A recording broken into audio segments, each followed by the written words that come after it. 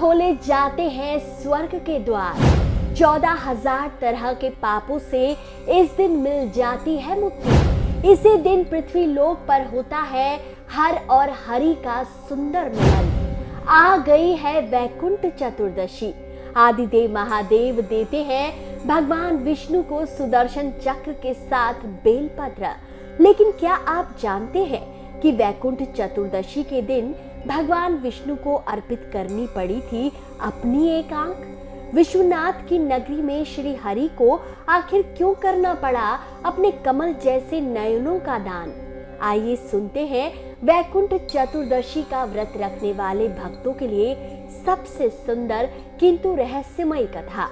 मित्रों, वैकुंठ वो दैवीय अलौकिक स्थान है जहां भगवान विष्णु शेषनाग की शैया पर वास करते हैं और माता लक्ष्मी उनके पैर दबाती है। शास्त्रों के अनुसार भगवान श्री विष्णु का सबसे अनन्य और पुण्यात्मा भक्त ही उनके धाम वैकुंठ पहुंच पाता है। लेकिन बाकियों का क्या?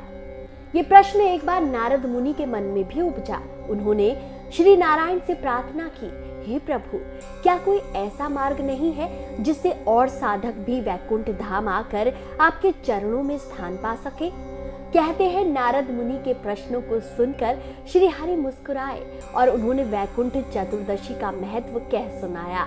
उन्होंने नारद से कहा, हे नारद, जो मनुष्य कार्तिक शुक्ल पक्ष की चतुर्दशी को व्रत उपवास रखेगा और केवल मेरा नाम भर लेगा, उसके लिए इस विशेष दिन स्वर्ग के द्वार खोले जाएंगे।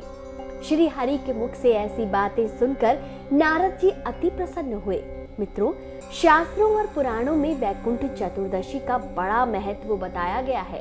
पौराणिक कथा के अनुसार अपने प्रिय माह कार्तिक माह में भगवान विष्णु ने काशी विश्वनाथ की 1000 कमलों से पूजा करने की ठानी।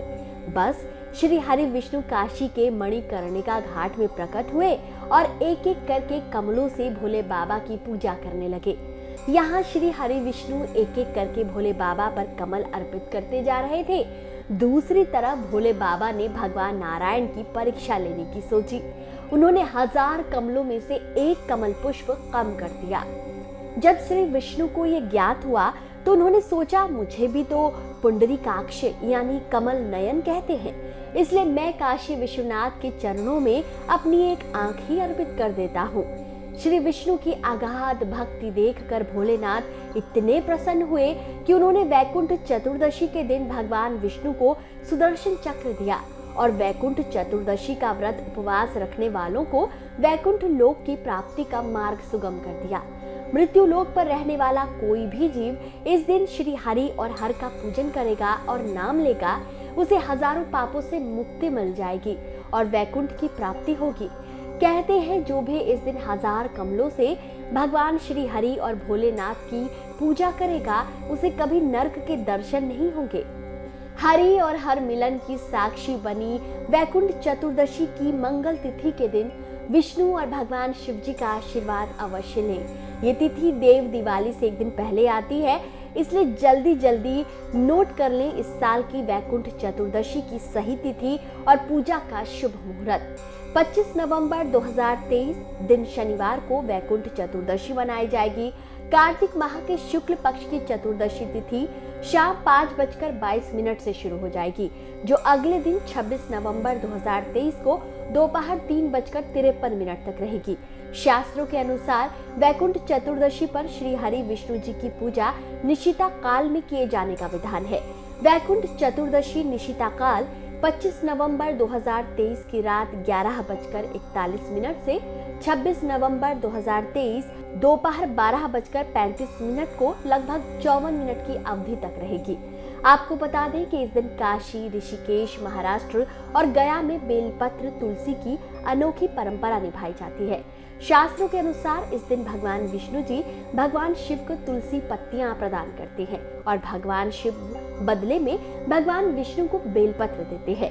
हजारों पापों से पापियों को मुक्ति दिलाकर स्वर्ग के द्वार खोलने वाली कार्तिक माह के शुक्ल पक्ष की वैकुंठ चतुर्दशी की तिथि आने को है। क्या आप जानते थे वैकुंठ चतुर्दशी का ये महत्व? और क्या आप भी रखने जा रहे हैं वैकुंठ चतुर्दशी का व्रत? अगर हाँ तो कमेंट में अवश्य बताएं। साथ ही कमेंट में श्री हरि और हर हर महादेव लिखना ना भूलें। वीडियो पसंद आया हो तो इसे जितना हो सके शेयर कीजिए।